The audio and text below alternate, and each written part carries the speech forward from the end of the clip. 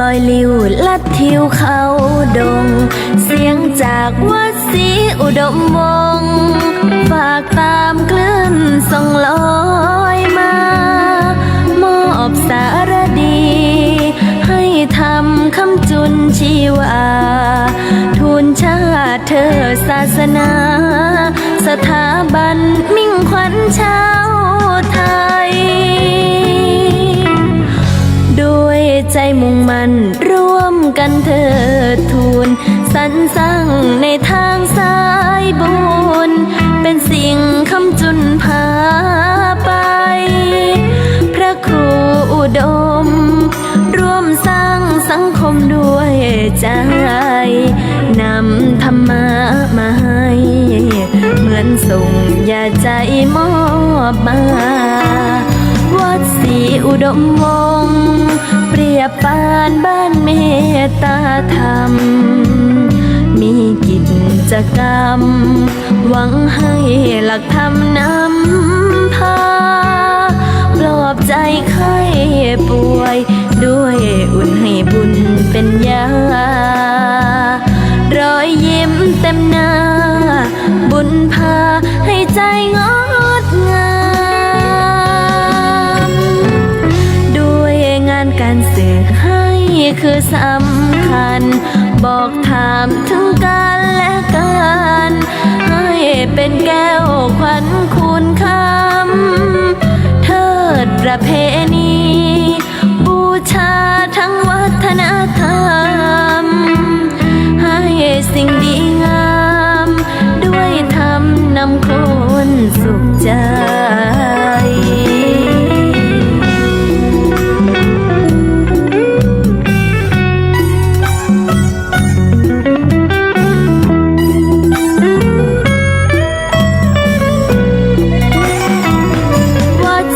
อุดมวงศ์เปรียบปานบ้านเมตตาธรรมมีกิจกรรมหวังให้หลักธรรมนำพาปลอบใจไข้ป่วย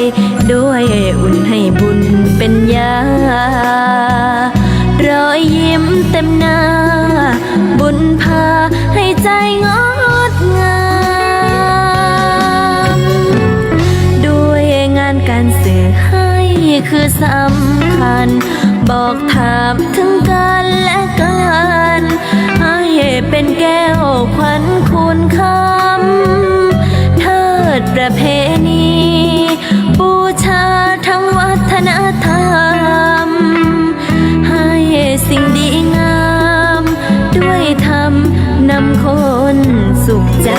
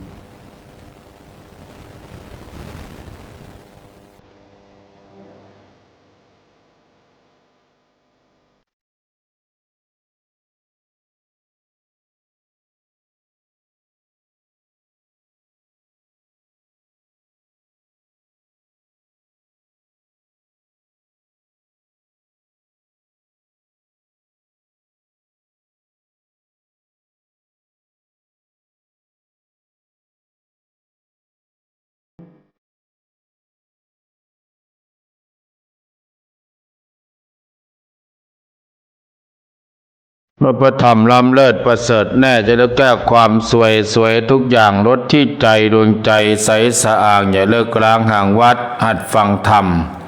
ขอนอบน้อมต่อพระรัตนตรัยกราบคารวะพระมหาเถรานุเถระทุกรูปทุกวัดได้ความเคารพอย่างสูงยิ่งก็ความสุขความเจริญจงบังเกิดขึ้นมีแต่เราญาติโยมสาธุชนคนดีทั้งหลายด้วยกันทุกท่านทุกคนณโอกาสนี้ในค่ำของคืนวันนี้เป็นค่ำของคืนวันพุธที่26เดือน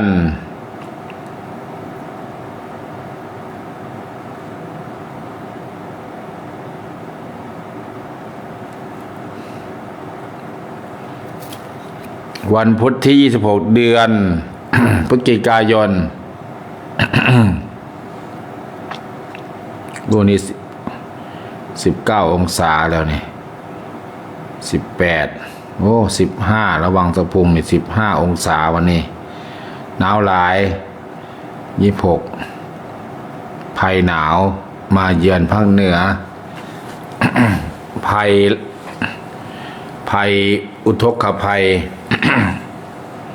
วาดอุทกภัยภัยจากน้ำท่วมก็เกิดภาคใต้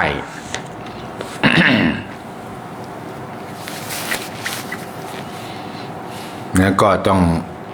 ส่งกำลังใจให้กำลังใจพี่น้องญาติโยมภาคใต้ภาคกลางก็ยังมีน้ำท่วมแถวอยุธยาแถว แม่น้ำลงมาจากนู่นนะหรือว่าเขื่อนเจ้าพระยาไล่ขึ้นไปแล้วก็ดินฟ้าอากาศทุกอย่างมันก็เกิดอาเพศเกิดวิกฤตการณ์ต่างๆก็เลยต้องถอดรหัสถอดความนึกคิดต่างๆว่ามันเกิดอะไรขึ้น ก็ช่วยกันตัวนี้ช่วยกันเอาคนออกขึ้นจากน้ำก่อนก็หลายหน่วยงานจังหวัดเลยก็มีทางกู้ภัยสว่างกู้ภัยต่างๆไปหมดแล้วก็ทางวัดถ้ำผาใหญ่อาจารย์สุพิษก็อาจารย์ครูบานัดก็ไปก่อนแล้วก็ครูบาสุพิษก็ตามไปช่วงออกพรรษาก็ดีไปก็ได้ไปอยู่นานนั้นก็ถือว่าใครที่ฟังใครที่รู้จักก็ส่งกำลังใจแล้วก็ส่งน้ำมันไปด้วยเรือต้องใช้น้ำมันรถยนต์ก็ต้องใช้น้ำมันก็มีปั๊มน้ำมันหลายหน่วยงานก็ใครจะไปก็ช่วย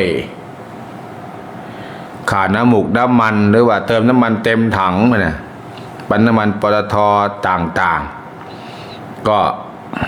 ในฐานะเราเป็นพระเจ้าพระสงฆ์ก็อาตมาภาพก็อนุโมทนาฐานะเคยไปลุยอยุธยาลุยต่างๆน้ำท่วมสมัยมีลูกน้องอยู่มีชานนท์อยู่มีทีมงาน ทุกวันนี้ทีมงานแต่มาไม่มีแล้วเหลือผู้เดียวไปไหนไม่ได้เป็นพระก็ต้องให้กำลังใจญาติโยมจะเลือว่าที่นี่ก็ภัยหนาวแล้วโยมเด้ออนุโมทนากับคุณโยมสุวรรณีเนาะอันนี้เขาอ่านว่าลิ้มหรือเปล่าสุขศรีกุลนะกราบนมัสการเจ้าก้าวเลยโยมส่งของไม่ได้รับแล้วโยมเด้อได้รับแล้วเมื่อวานเมื่อเช้าเมื่อวานน่าจะเป็นเมื่อวานตอนเย็น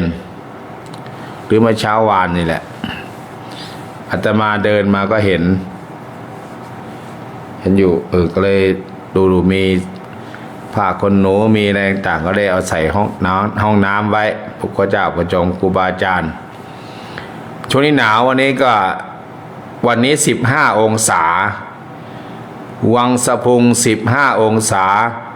ภูเรือจะสำไหนเนาะภูเรือเนี่ยไม่อยู่9 หรือ 8ป่ะเนาะถ้าอยู่1 2 3 -0นี่เป็นห่วงพ่อใหญ่แม่ใหญ่ญาติโยมที่เป็นโรคร้อนก็สโตรกหนาวก็เลือดแข็งอีกเพราะนั้นก็ผู้เฒ่าผู้แก่โยมพ่อโยมแม่คนที่ป่วยที่นอนติดเตียงก็ สร้างความอบอุ่นนะโยมเด้อ ถุงมือถุงเท้าดื่มน้ำอุ่นๆแล้วมีที่ประคบอุ่นๆเพื่อจะ โยมว่าอะไรวะ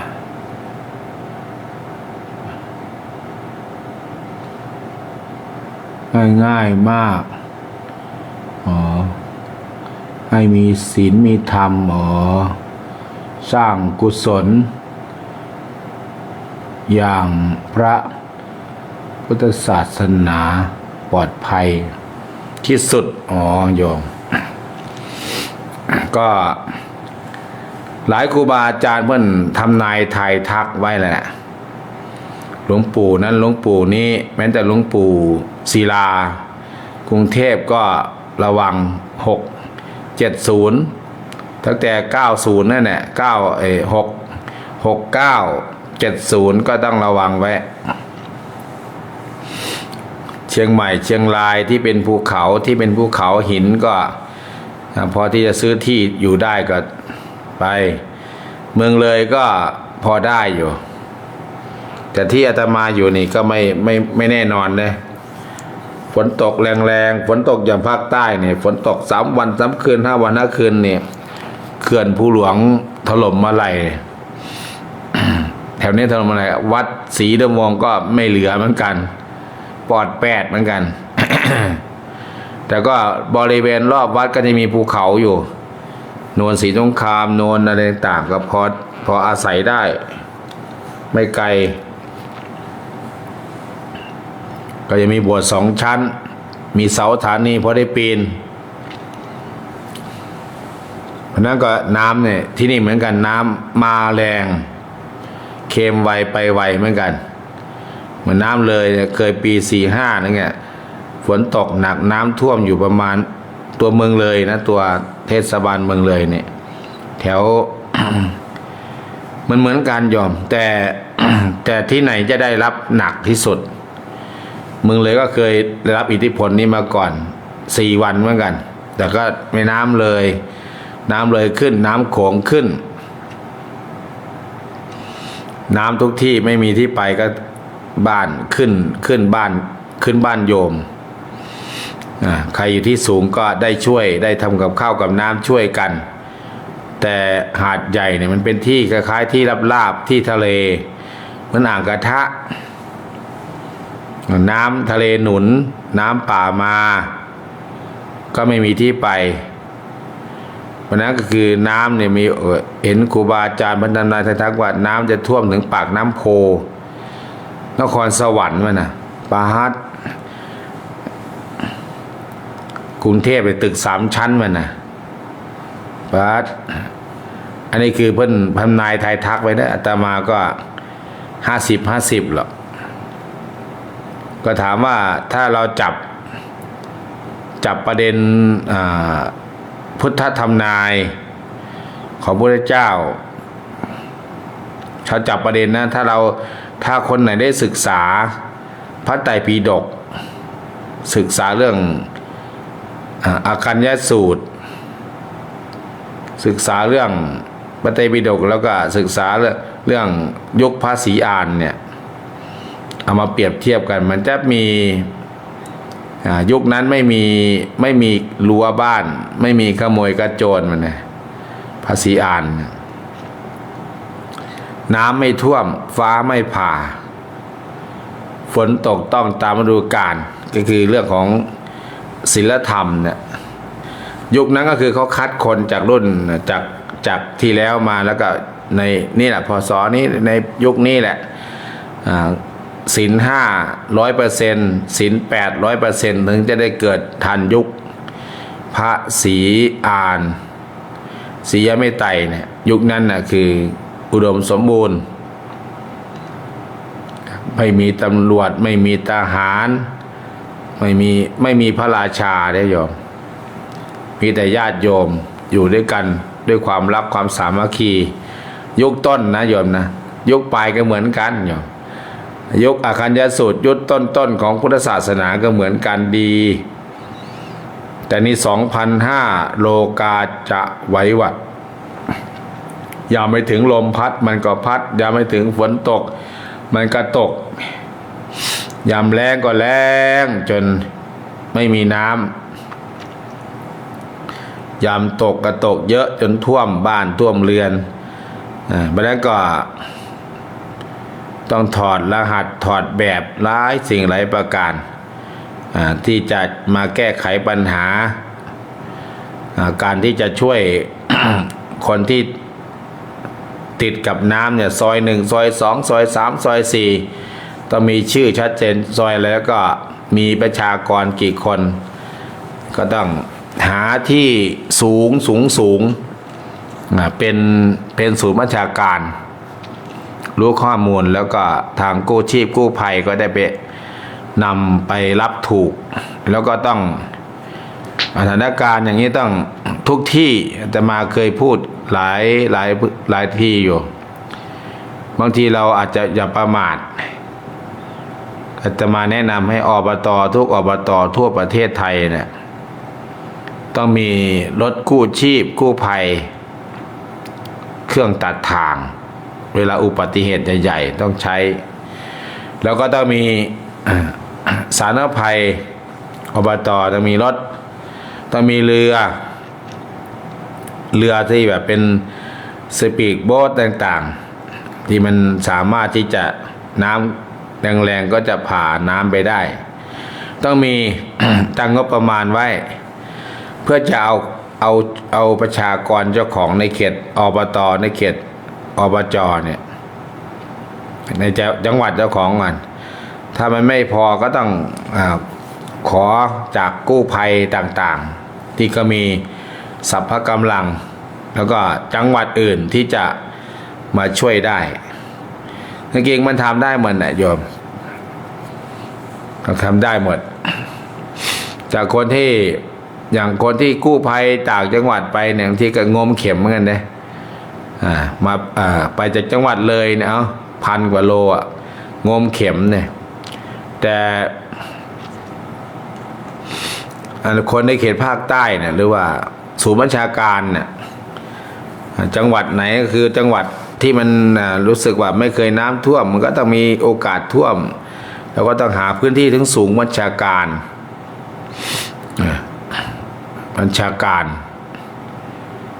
ข้อมูลศูนย์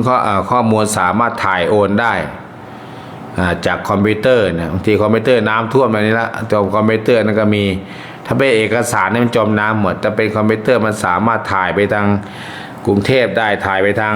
ศูนย์ภาคใต้การที่ช่วยแล้วก็ตีผังว่าเขต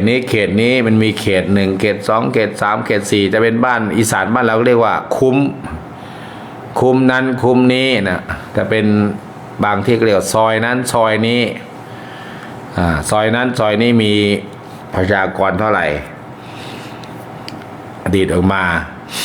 แล้วก็ได้ช่วยทันท่วงทีแล้วก็ต้องมีการสร้างบ้านชั้นเดียวนี่มันก็ชั้นเดียวบ้านจะสวยหรูทำไหนก็แล้วแต่ชั้นเดียวนี่ถ้าเกิดน้ำท่วมมานี่น้ำท่วม3 เมตร4 เมตร5 เมตรนี่ไม่ปลอดภัยอย่างน้องก็ต้องสร้างบ้านที่มีมันไม่สวยหรอกที่มีดาดฟ้านะอย่างน้อยในเครื่องบินมันก็จะหย่อนได้เครื่องบินหย่อนได้ ที่มีดาดฟ้ามีหลังคาสูงเนี่ย3 ชั้น2 ชั้นอย่างแถวอยุธยาแถวภาคกลางที่ทำไมมีวัดทำไมวัดศาลาทำไมสูงจังแต่มาคิดทำไมสูงจังมันสูง3-4 เมตรนั่นนะโอ้เปิดขึ้นไม่ได้โอ้แต่เวลาน้ำมาเนี่ยปาดมันถึงใต้ถุนศาลาเลย เนี่ยก็คนโบราณมันสร้างไว้แต่คนสมัยปัจจุบันการสร้างบ้านผังเมืองต่างๆบางทีกับสร้างปิดคลองน้ำบ้างอะไรบ้างคนมีตังก็สร้างสูงกว่าคนไม่มีตังคนไม่มีตังก็ปอดแปดเนี่ยคนไม่มีนั่นคือต้องทำสาธารณูปการให้เท่าเทียมกัน แต่เมืองใดก็ตามที่อยู่ใกล้ๆทะเลถ้าเกิดน้ำทะเลหนุนเนี่ยมันก็ถือว่าสุดนิสัยจริงๆเหมือนน้ำทะเลหนุนก็สุดนิสัยเพราะว่ามันขึ้นแล้วก็กรบขึ้นแล้วต้องรอเวลาลงรอทะเลอารมณ์ดีน้ำถึงจะลง เหมือนแม่น้ำเลยจังหวัดเลยเนี่ยน้ำเลยมาจากนู้นมาจากลาวมาจากจีนน้ำเลยก็สูงแล้วก็น้ำโขงก็สูงน้ำเลยก็ดันกันพี่น้องชาวจังหวัดเลยก็บางปีก็4 วัน5 วันเผื่อน้ำจะลดคือขึ้นง่ายลงง่ายอยู่ใกล้น้ำถ้าบ้านในเมืองใดที่อยู่ห่างคลองเนี่ยห่างคลองเป็น5 โล10 โลเนี่ยน้ำจะท่วมนานเพราะนั้นคือ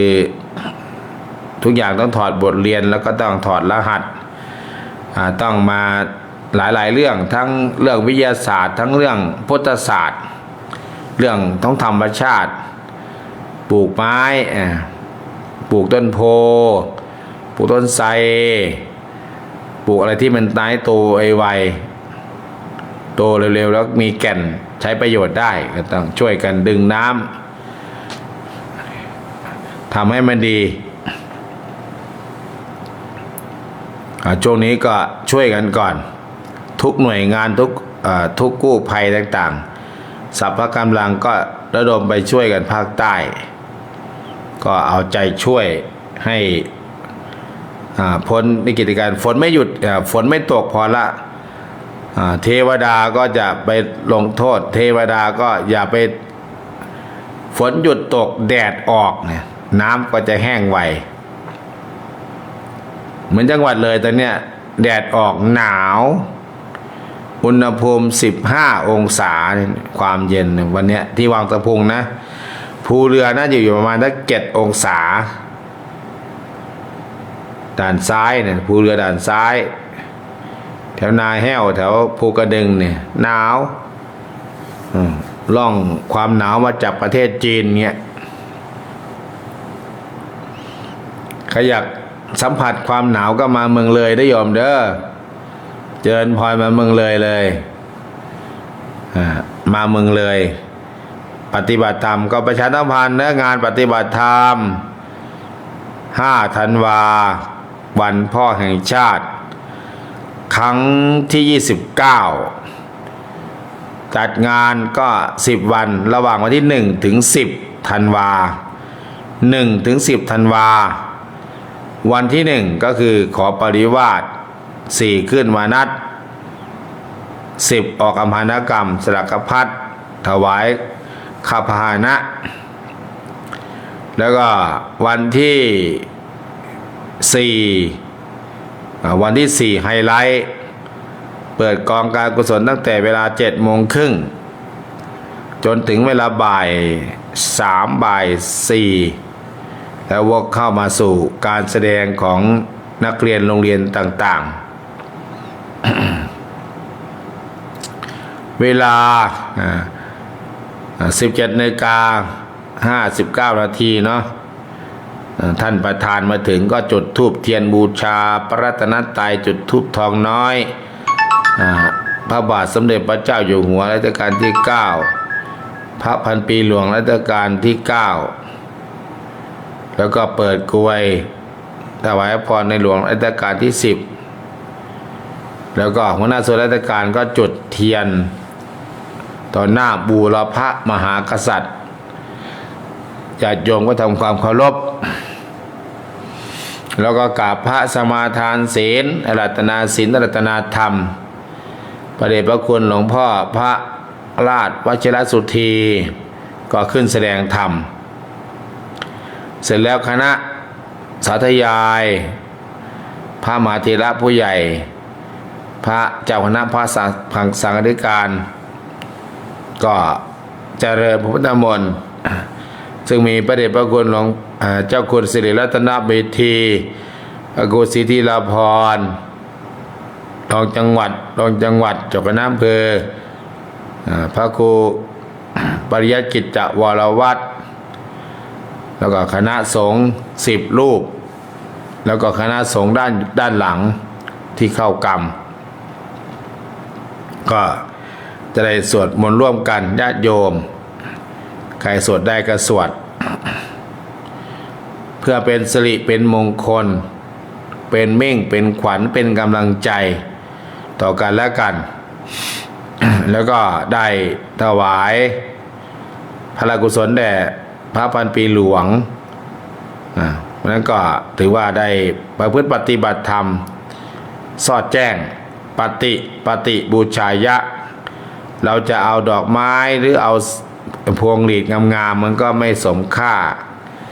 อันนี้เรียกว่าอามิสบูชาเราบูชา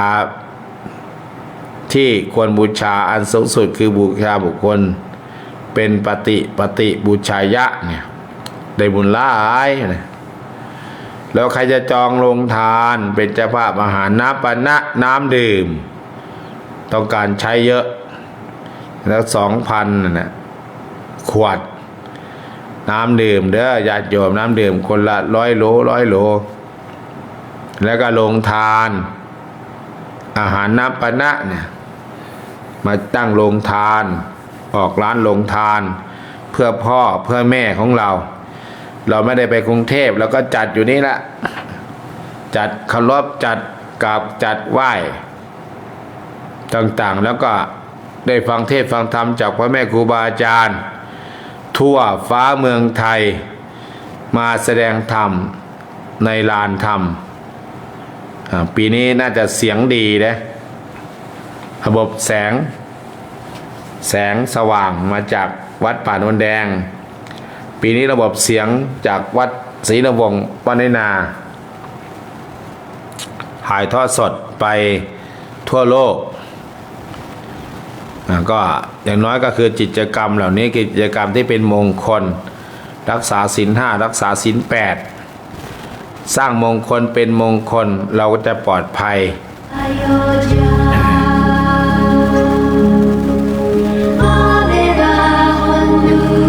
วันนี้ยังไม่อ่านนะอ่านมีรายชื่ออยู่121รายชื่อรายชื่อพ่อชาติพ่อชาติชายแม่อะไรพรหมาปุยนะแม่อะไรนะพ่อชาติชายแล้วแม่อะไรแม่สมชาติปะ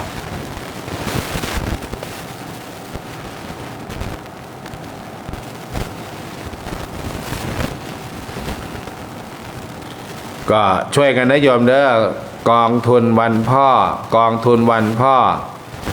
300 500 300 600 900ก็ถือว่าช่วยกันสแลมยังขาดอยู่ไปดูเช็คดูสแลมขาดอยู่6 ผืนโยมสแลมใหม่ขาดอยู่6 ผืนละ1,400ใครจะเป็นเจ้าภาพซื้อแสลมถวายปูแสลมเขียวๆให้โยมนั่งแสลมยังต้องไปซื้อยืมเสื่อเขาอีกเด้อเสื่อศาสตร์เสื่อ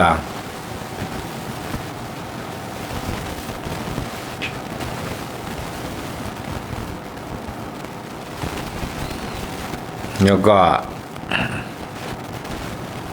ตอนนี้กำลังวันนี้ก็เอาแสลมเก่าไปดึงแล้วก็ไปเย็บแล้วก็ปะพรุ่งนี้ก็ขอแรงนะญาติโยมเด้อยายสมหมายเห็นมาเนาะยายตอแม่ตอตุนใครว่างมาเด้อแม่เด้อแม่ว่างมาเย็บแสลมช่วยกันมาปะแสลมช่วยกันมาจัดสถานที่จัดก่อนจัดให้มันเสร็จตั้งแต่วันที่30วันที่1ก็ตั้งเต็นท์แล้วก็เอาตุงมาตั้งตุงมาติดตุงผ้าป่าลอยฟ้าติดตุง แล้วก็ติดประดับตกแต่งให้สวยงามทางเข้าทางออกช่วยกันญาติโยมชาวบ้านบุ่งสไลใกล้ๆน้อยนาเนี่ยช่วยกันวัดของเราใครเล่าเขาจะสร้างวัดจะล้างถ้าเราหลีกปีกตัวหนีเจิญธรรม กราบนมัสการพระคุณเจ้าเจ้าค่ะ โยมไม่ต้องออกสแลม200เจ้าค่ะพระอาจารย์ เจริญพร เจ้าค่ะกราบนมัสการ เจริญพรนะไม่ต้องออกแสดง200แล้วเหลืออีก1,200จะได้1ม้วนญาติโยม เอามาให้คนนั่งโยมเอาให้คนมาปฏิบัติธรรมเผื่อคนที่มานั่งเขาอาจบรรลุธรรมเราจะได้บุญสำไหนนะโยมเนาะใครจะเอาเป็นม้วนเด้อม้วนละ1,400เด้อประมาณ6ม้วนนะโยม6ม้วนละ7ม้วนเนี่ยนับแต่ตรงนั้นมาถึงนี่น่าจะสัก7ม้วนได้ใหญ่เราก็จะตัดมาใส่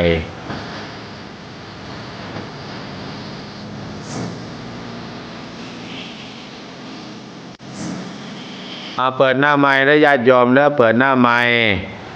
ใครที่ยังไม่ได้จองกองทุนวันพ่อก็จองเด้อจองเด้อ ไม่มีส่วนนะโยมนะตัวนี้ได้120ต้องการ350เดินทางโดยเอาหน่อย ฮะ200นะเด้อขน้อย โอ้แสลม200โดย โดยขน้อย โอ้ย เลิกขน้อย เดินพรแสลม200โอ้เหลืออีก1,000ได้ม้วนหนึ่งแล้วโยมโอ้เอาปูให้คนนั่งนี่ธรรมดาได้ปูให้คนแม่ขาวพ่อขาวนั่งประพฤติวัดปฏิบัติธรรมปูให้เป็นทางเดินบิณฑบาตมันสุดยอดโยมเดินธรรม พระประธานพระคุณเจ้าเจ้าค่ะแม่สุดท้ายฟังอยู่เจ้าค่ะ เดินพรแม่สุดท้ายฟังอยู่ใครว่างมาเย็บแสดงได้มืออื่นเด้อเอามืออื่นนี่สอบนะที่ใครไม่สอบก็มาเย็บแสลมมาปะแสลมมาจูนแสลมแล้วค่อยดึงตึงตอกเป๊กตอกพวกนี้นี่พระเพิ่นจะพาเป็นอาจารย์คุมห้องสอบวันที่7นะวันที่8ที่9นี่ลุยเต็มที่เลยวันที่พวกนี้ก็ลุยใครไม่ได้มีหน้าที่นั่นก็มาปะไว้แล้ววันที่ไม่ต่ำวันที่28ต้องให้มันแล้วแสลมนะให้มันแล้ว28 29มันแล้วเลย30งานให้มันเหลืออยู่ประมาณสักซึ่งเรียกว่าเหลือสัก20%ก็ปรับไปเรื่อยๆ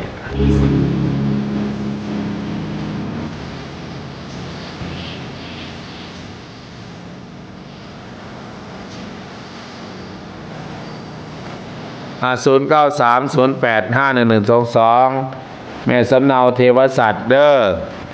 ใครจะติดต่อสอบถามร่วมเป็นเจ้าภาพก็ลงครัวเป็นเจ้าภาพหลักเจิญธรรม กราบนมัสการเจ้าค่ะ จากเมตตาตุลนาวัวเจ้าค่ะพระอาจารย์ขออภัยไม่ได้ไปร่วมเย็บสเลมเจ้าค่ะแต่ออกช่วย500เจ้าค่ะ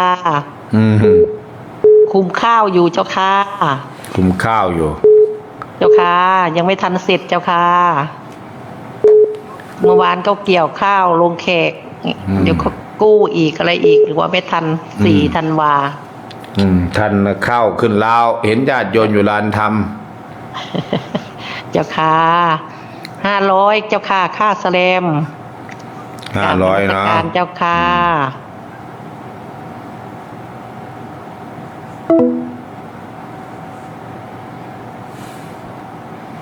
200อันนั้นก็200ไอ้โต้ง200ยายแพง200แม่นี่เท่าไหร่500เป็น900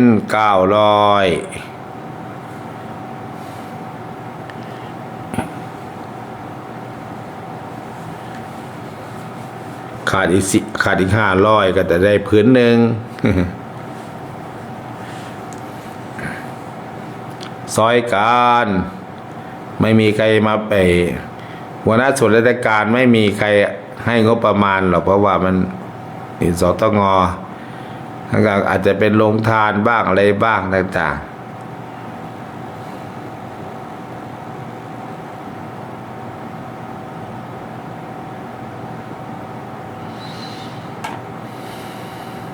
แม่ใบมาเด้อแม่ใบ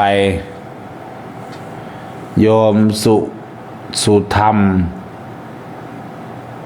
ธาตุอะไรบุตรอะไรน้ำพองเนาะมาเด้อวันที่5ว่างก็มาปฏิบัติธรรมเด้อมาจุดเทียนกันเด้อวันที่5เด้อจิโจ้ไปกันไหมเนาะจิโจ้เนี่ย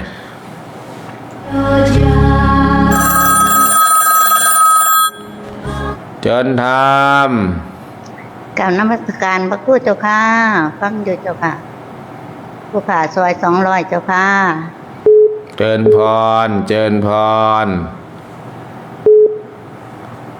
เจิญธรรม กราบนมัสการเจ้าค่ะขน้อยเมย์ป้อมก็ฟังอยู่ เจอกันที่ซีเด้อญาติธรรมเลยมันบ่ได้โหก็น้อยคิดอย่างหมาเจ้าค่ะ พบกันเจอกันที่เจ้าค่ะ 4กินลงทานป๊อกคอร์นคนละ เจ้า 1 ถุง ค่ะ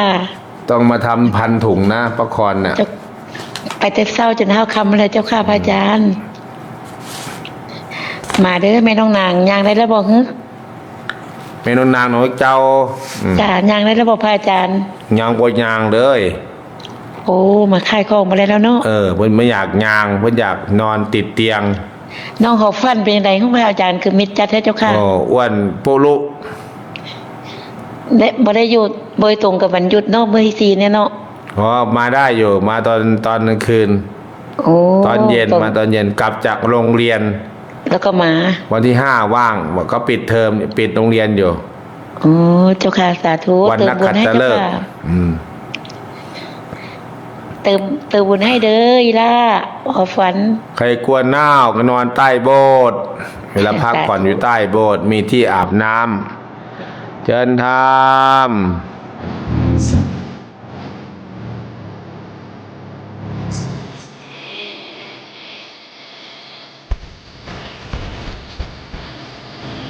แม่บุญศรีตะเวลานะ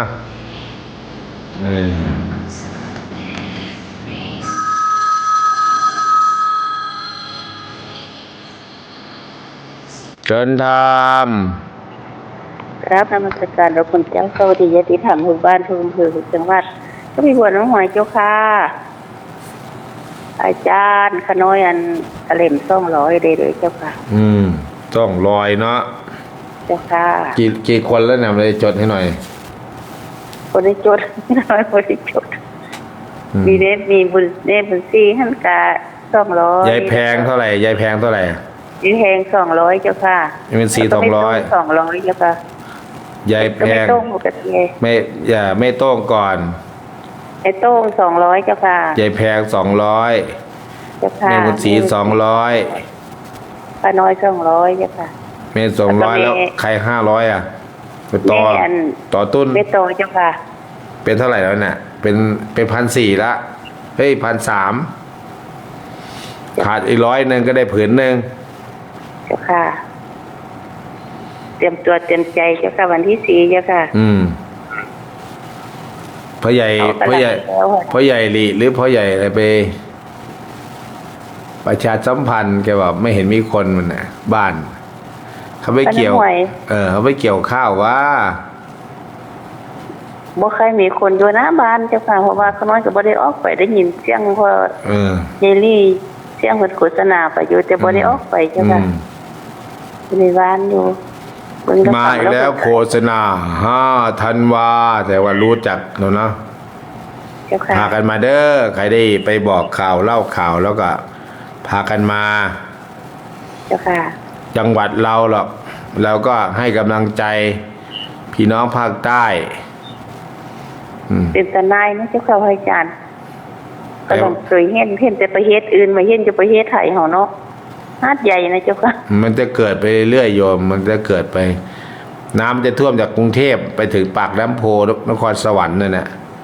เจ้าค่ะ มีไม่กี่จังหวัดที่รอดอ่ะ เรียน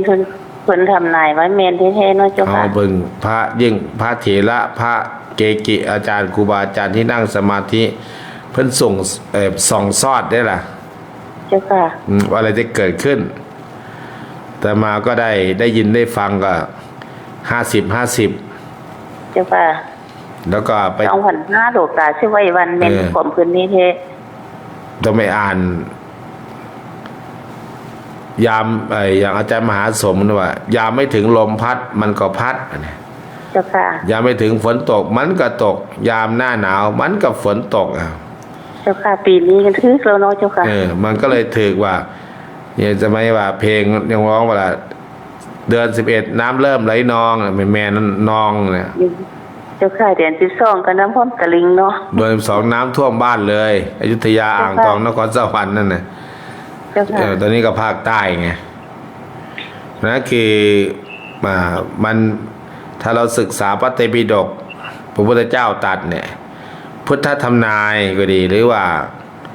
อักขัญญสูตรก็ดี เจ้าค่ะ มันก็จะมีต้นน่ะมันไม่มีปัญหาเรื่องนี้หรอกคนปลูกฟักทองก็ยังไม่มีปลูกฟักทองกรีดปลูกยางปลูกทุเรียนไม่มีใครรักของใครศีลแล้วก็ไม่มีใครฆ่าปลาด้วยนะปลานาไม่มีด้วย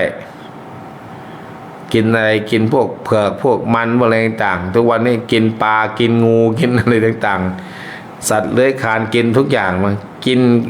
ปิดกินปีกินหอดจุดจี้นะ กินสันกินหญ้า จัดมา5จงเพิ่นว่าไว้นั่นเนาะเจ้าค่ะ แมนถูกเลยกินหลายอย่าง เจ้าค่ะ นั่นคือมันก็เลยว่ามีการลักกันขโมยกันแล้วก็มีอะไรมีการฆ่ากันมีการลักของกันมีการพูดด่าทอกันด่าทอกันอย่างคนเนี่ยดูข่าวไปเช้าว่าเขาอาจจะไปรับไม่ทันส่งข้าวไม่ทันยิงปืนใส่เขาไอ้กู้ภัยก็หอบเรือหนีแล้วใครจะไปช่วยนะ คนอื่นเป็นร้อยเป็นพันเจ้าของมาหงุดหงิดอยู่คนเดียวก็บ่แมนว่า เจ้าค่ะมันก็วิกฤตเหลือเกินเนาะเจ้าค่ะมันก็เป็นไทยธรรมชาติเนาะมีผู้ใดแต่งขึ้นในนอนก็คนทุกไปซอยเพิ่นก็เขาก็รักชีวิตเขาคือกันเนาะเจ้าค่ะ ก็ใจเย็นๆเขาไป เจ้าค่ะ บางทีก็รอบแรกเนี่ยเขาจะประเมินก่อน เพราะว่าบางทีคนที่ช่วยก็ต้องช่วยตัวเองก่อนนะหลักการของกู้ภัยเนี่ยเขาจะมีว่าตัวเองต้องปลอดภัยถ้าตัวเองไม่ปลอดภัยไปช่วยเขามันก็จะตายทั้งคู่ เจ้าค่ะ กู้ภัยก็ตายคนนั้นก็ตายเพราะนั้นคือต้องเอาตัวเองต้องปลอดภัยว่าน้ำมันเชี่ยวขนาดไหนต่างๆเรือมันจะสู้ได้ไหมอะไรต่างแล้วก็ถ้ามันใหญ่ขนาดนั้นต้องเอาเรือถ้าอยู่ภาคใต้ก็เอาเรือประมงมารับเลยเรือโฟลี่ก็มีเรือราคาหลายล้านนะเรือท้องมันแบนที่วิ่งทะเลโต้คลื่นได้นะก็มีอยู่นั้นก็มันก็แต่มันก็คือวิกฤตเหล่านี้คือไม่เคยเกิดขึ้นเขาบอกว่าเป็นวิกฤตเหมือนที่ว่าบ่ทันได้ตั้งโตเนาะมันบอกว่า300 ปีเพิ่งจะเกิดเจ้าค่ะ แล้วก็คนก็สร้างดูในโดรนเขาถ่ายโดรนมาสร้างบ้านละชั้นเดียวก็เรียบร้อยน่ะเจ้าค่ะเพราะนั้นก็สมัยก่อนอาตมาสงสัยคนโบราณเนี่ยไปสร้างบ้านสูงเท่าไหร่เสาบ้านเนี่ยก็แงนขึ้นไปป๊าดเหมือนกับอะไรนะผีเปรตผีเดินบ้านให้ผีเปรตอยู่บ่ติแล้วก็อะไรศาลาวัดก็ทำไมสูงจังมันน่ะเพื่อจะขึ้นมาถึง9ขั้น10ขั้น12ขั้นน่ะนะบางทีก็เกือบ20ขั้นมันเอาก็ทำไว้ทำไมเนี่ยพอดีพระรุ่นนั้นก็สร้างไว้พอเจอพระรุ่นใหม่กันรถขายศาลาเก่าสร้างศาลาปูนเห็นไหมโยมเจ้าค่ะสร้างศาลาปูนเตี้ยๆกับพื้นดินคนแก่ขึ้นไม่ได้หรอกเนี่ยไป ไปมาพักเดียวนะใครเพิ่งไปได้พักเดียวน้ำท่วมศาลามอดเลย ของต่างๆไปหมด เจ้าค่ะ เนี่ยสมัยก่อนเนี่ยไม่เป็นไรเดี๋ยวเสาเขาเอาเสาศาลาเป็นเสาต้นไม้ทั้งต้นนะโยม เจ้าค่ะ สูงจากพื้นดินขึ้นไปประมาณบางทีไปเห็นนะ6 เมตร 3 เมตร 4 เมตร 6 เมตร 5 เมตร 6 เมตรก็มี6 เมตรอ่ะ เจ้า พา ค่ะ ดก็เฮ็ดเพื่ออะไร แล้วใครจะขึ้นไปได้ นึกในใจอ๋อไปจนตอนไปดูตอนน้ำท่วมแถวภาคกลางเนี่ยยังแม้นะก็ถึงขนาดสูง5 เมตร6 เมตรยังอยู่ใต้พื้นเลยเอาใต้พื้น เจ้าค่ะ โอ้ถ้าเกิดไม่สูงก็เนี่ยไม่รอดนะอัตนุงอัศนะเข้าของต่างๆรอดเมื่อคนก็ยังขึ้นไปอาศัยได้โยมหอระฆังมันสูงเห็นไหม เจ้าค่ะ ใครแต่ใครส ตอ ร้าน ง ละขังนั้นอยู่ว่าที่ระบบมันสบายเนาะเจ้าค่ะพระอาจารย์ ตีที่โบสถ์เลย เจ้าค่ะเป็นโวดเลยว่าสีทองเลยเจ้าค่ะ สูง5-6 เมตรสบายน้ำท่วมเมืองเลยก็น้ำท่วมวังตะพุงก็อาศัยได้อยู่ตรงนั้นก็เอาเรือไปเทียบเอาตรงที่บันไดหนีไฟนะนั่งเรือเฟอร์รี่ปื๊ดขึ้นไปโรงเรียนศรีสงครามหมดปลอดภัยแล้วแหละวางแผนไม่ได้ในอนาคตไม่แน่หรอกแต่มานั่งฝนจังหวัดเลยตก7 วัน 7 คืนนี่เขื่อนภูหลวงจะเหลือบ่ เจ้าค่ะ มันก็เขื่อนหลายเขื่อนมันก็เพโลลงมาเขื่อนน้ำทบเขื่อนภูหลวงก็ตุบมากันเรียบร้อยน้ำขึ้นตัววังสะพุงก็จะเหลืออะไรทางโค้งด้วยถามโยมว่าอดีตเคยน้ำท่วมไหมในวังสะพุงเนี่ยมาเมื่อ50-60 ปีมั้งน้ำท่วมวัดอะถึงวัดศรีนวงศ์อะแถวโรงครัวแถวหน้ากุฏินี่พายเรือน้ำอยู่ตั้ง2 วันเท่านั้น2-3 วันเนี่ยน้ำไม่ลงไม่น้ำเลยอ่ะมันตะลิงมันที่ต่ำมันไม่บานแต่พระอาจารย์มาอยู่นี่นั้นน้ำเคยท่วมจะเถื่อบ่เจ้าค่ะ เกือบ อยู่วังสะพุงนี่ เหลือจะเมตรเดียวถึงโรงครัวห้องน้ำ โอ้เจ้าค่ะ แล้วก็ปี45มั้งที่ว่าท่วมเมืองเลยประมาณ3 วันน่ะ เจ้าค่ะ 3 วันมหาสุริยาในปอดแปดเลยล่ะวัดเลยหลงนี่ปอดแปดเลย เจ้าค่ะ ขี้เลนทั้งนั้นเลยแหละเพราะนั้นก็เมื่อ100-200 ปีไม่มีน้ำท่วมถามผู้เฒ่าผู้แก่น่าจะมันตอบไม่ได้เพราะว่ามันตายหมดแล้ว ประวัติคนอายุยืนคนที่อายุ70-80 ปีเนี่ยถามน้ำเคยท่วมสมัยก่อนมันต้นไม้ใหญ่ๆต้นมะข่าต้นพยุงต้นอะไรต่างๆต้นประดุงประดู่น้ำต้นไทรต่างๆฝนตกไงมันก็ไม่ท่วมเพราะมันซึมน้ำมันซึมซับได้แต่ต้นไม้ต่างๆ เจ้าค่ะ เดี๋ยวนี้ต้นไม้โดนตัดหมดเลยเขาเตือนต้นไม้ใหญ่เขาปลูกต้นอะไรต้นไม้ต้นเล็กๆต้นข้าวโพดเนี่ยมันก็ไหล ติดอันพืชลมลูกปลูกข้าวโพดปลูกถั่วปลูกหยังปลูกอัน พ นั้ อน ธรรมดา ฝนตกหนักแล้ว3 วัน 3 คืนใน70 มิลลิเมตรต่างๆห่วยมันก็ไหลลงมาสไลด์ลงมาตัว เจ้าค่ะ ดินสไลด์ลงมาแดงมาถึงวังตะพุงนี่ขี้เลนแดงใจวายไปเนี่ย เจ้าค่ะผูก็มีแต่หูหัวโลนเนาะเจ้าค่ะ วันละโลนฝนตกมาก็ไหลลืมไม่มีแบบฝนตก100ไหล100ตกพันไหลพันน่ะไม่มีค้างเลย สมัยก่อนเนี่ยอดีตเมื่อ100 ปีที่ผ่านมาเนี่ยมันค้าง เพราะว่ามันมี ต้นไม้ใหญ่เนาะ ต้นไม้ใหญ่ต้นมะข่าต้นไม้ป่าเนี่ย เจ้าค่ะ ต้นสุกต้นไทรต่างๆน้ำจะออกมาใสๆน้ำขึ้นเยอะจริงแต่ว่าออกใสๆแต่ทุกวันนี้น้ำขุ่นควักเลย เจ้าค่ะ ดินก็พังเพราะนั้นคือคนก็อยู่กับธรรมชาติได้แต่ก็ต้องระแวดระวังเอาเมืองเลยก็เจอเด้อเมืองเลยก็เคยผ่านก็เคยวิกฤตการณ์เหล่านี้เคยผ่านมาเมื่อปีเท่าไหร่พศเท่าไหร่เนี่ย12ก็กว่ามั้งได้ไงเนี่ย ถามโยมว่าเราจะได้เตรียมตัวว่าการสร้างต่ำๆเนี่ยเป็นไงบ้าง มันก็ไม่ปลอดภัย อยู่ใกล้แม่น้ำดีอย่างไม่ดีอย่าง เจ้าค่ะ อยู่ใกล้แม่น้ำนะดี เวลาได้ยินเสียงน้ำตก แล้วก็ได้เวลาปลูกอะไรต่างๆได้ดึงน้ำมาใช้ง่าย แต่ไม่ดีอย่างก็คือตอนน้ำท่วม ฝนตกแนง3 วัน 3 คืน 7 วัน 7 คืนมืดมิดมันมาแต่ละดอกเนี่ยบึมบึมบึมบึมศาลาบ้านเบื้อนข้างไปหมด น้ำตีโค้งเหมือนน้ำลงมาเป็นลูกๆยอมก็เรียกว่าน้ำป่าไหลหลากเนี่ย เจ้าค่ะ พัดหอดคนเลยไหม บ้านเรือนนี่ไปหมด อาทอดขนฮอดสัตว์ฮอดอันอย่างกันเนาะ งัวควายไปหมดมากวาดลงเรียบหมด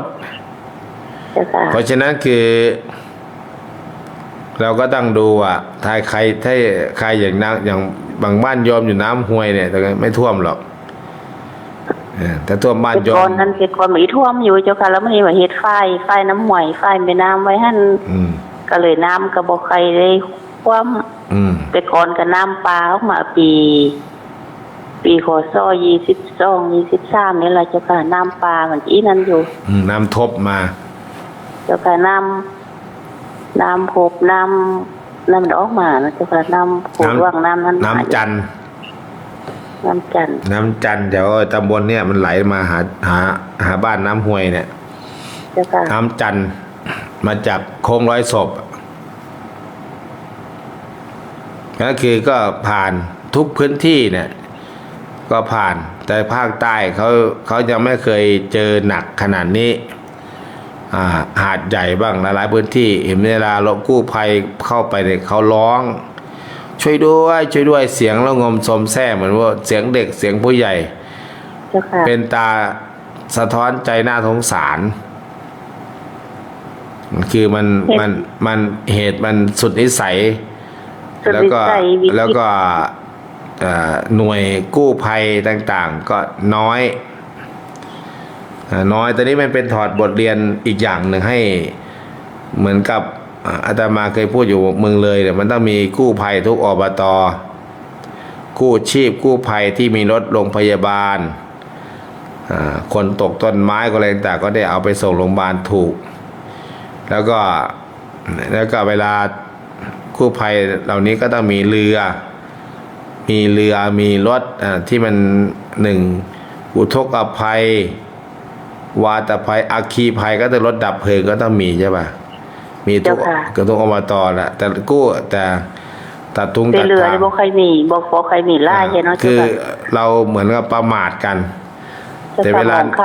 วลาน้ำท่วมก็ต้องกู้ภัยอยู่ไหนเนาะกู้ภัยอยู่ไหนนะ กู้ภัยก็มีเรือไม่กี่ลำก็ต้องไปช่วยตรงนู้นตรงนี้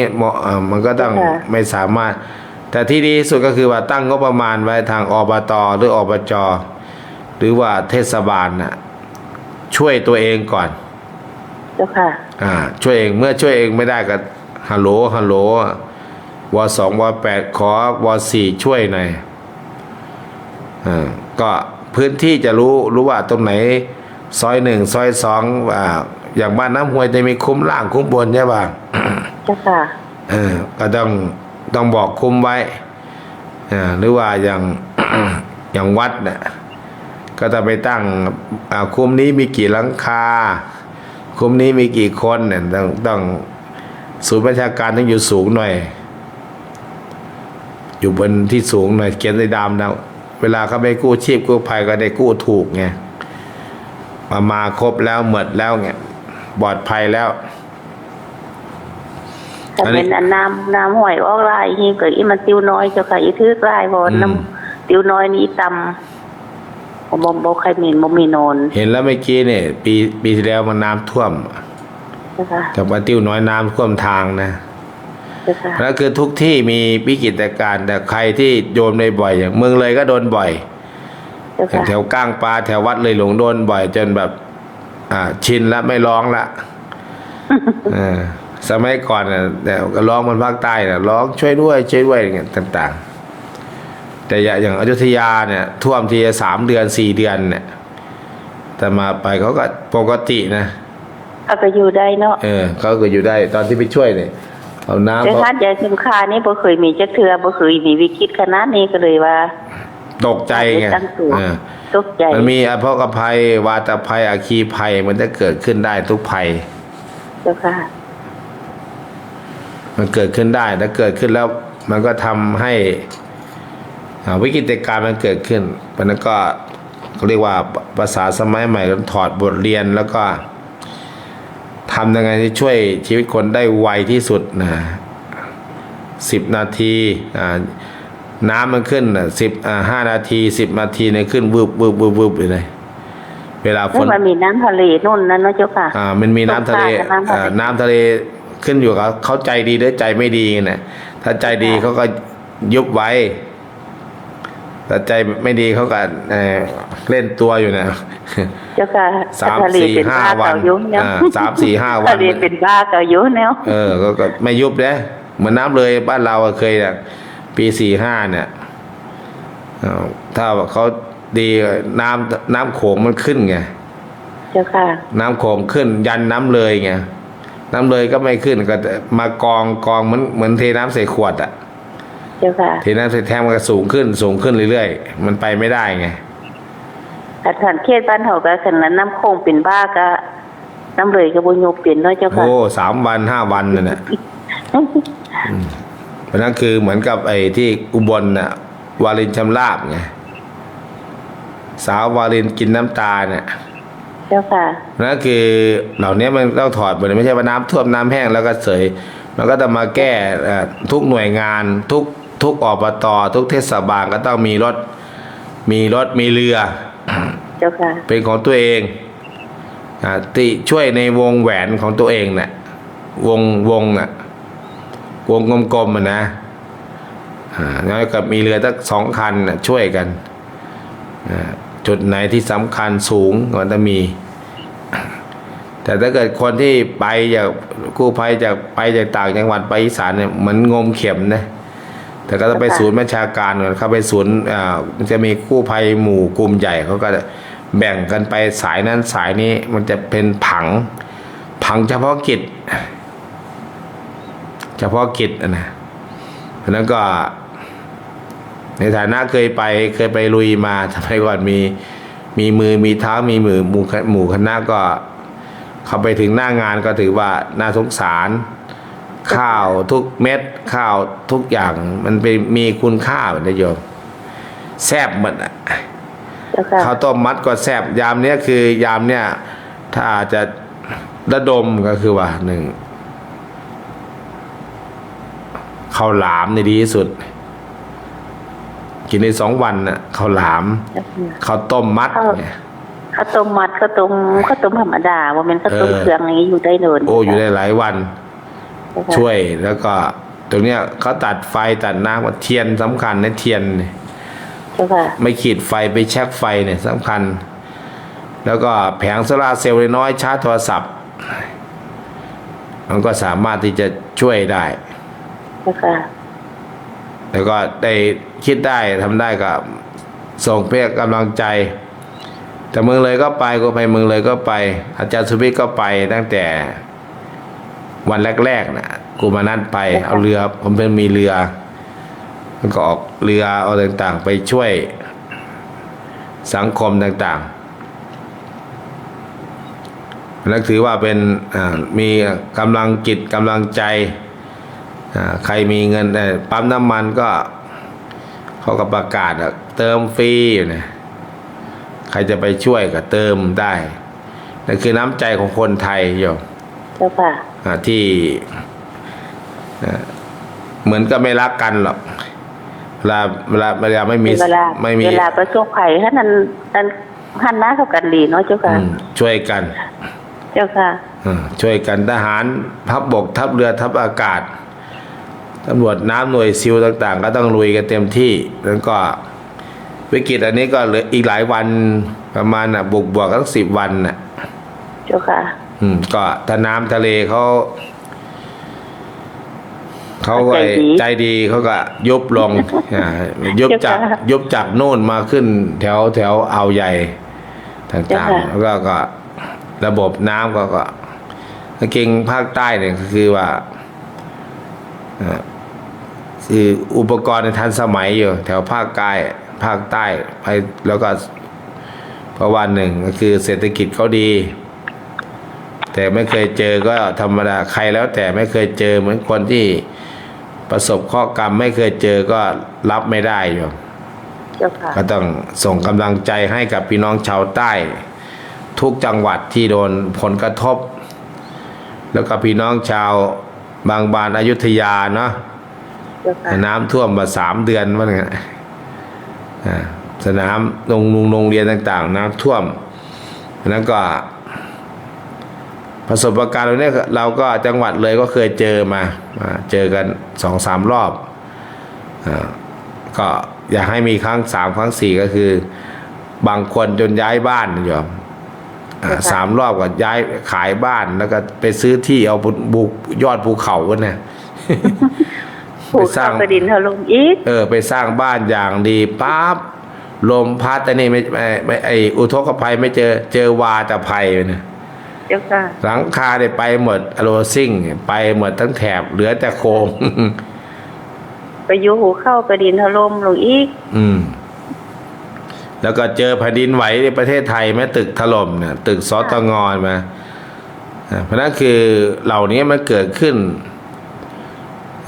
ทางพุทธศาสนาก็บอกญาติโยมคือว่าต้องเรื่องของเราต้องเชื่อเรื่องของกรรมเชื่อเรื่องของศีลธรรมถ้าศีลธรรม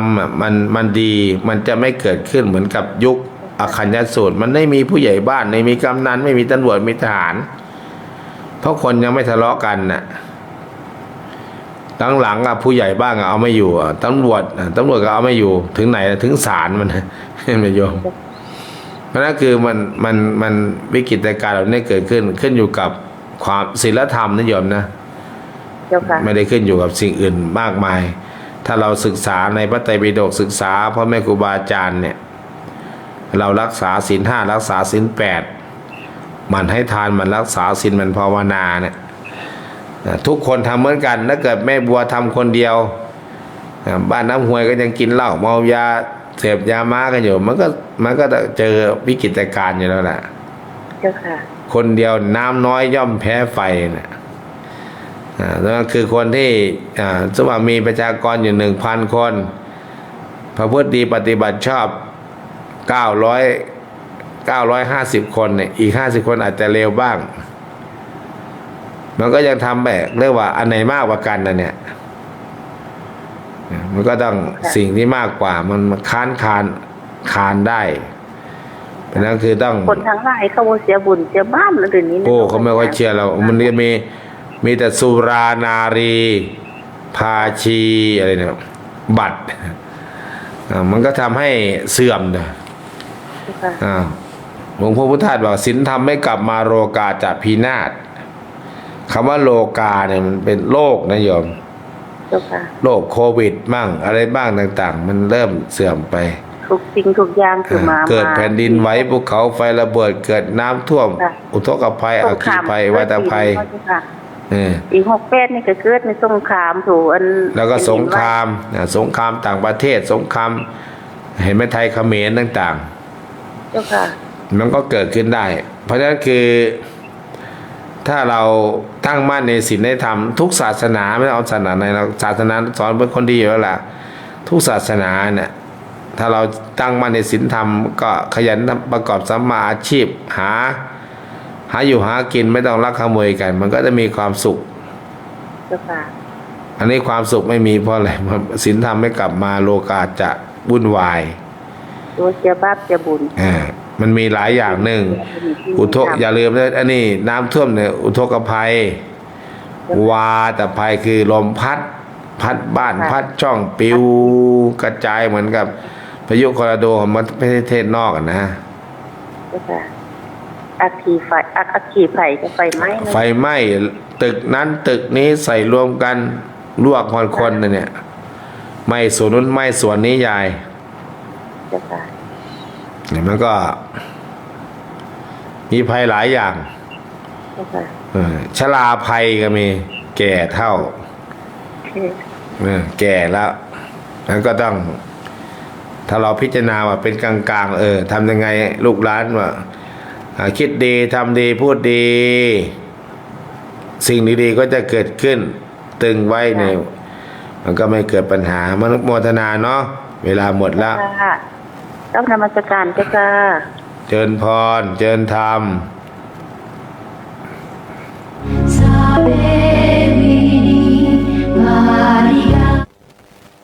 อย่าลืมเด้ออย่าลืมอย่าพลาดพรุ่งนี้ญาติโยมก็นักธรรมตีโทเอกอสนกสมว่าสอบเด้อบ้านน้อยนาบึงมงสไลที่ลงชื่อเวลามาสอบทำสนามหลวงธรรมศึกษาทั่วประเทศไทยพร้อมกันยกเว้นภาคใต้บางจังหวัดสอบไม่ได้สอบธรรมศึกษาแล้วก็ใครว่างก็มาปะแสลมเย็บแสลมตีบแสลมเด้อยาย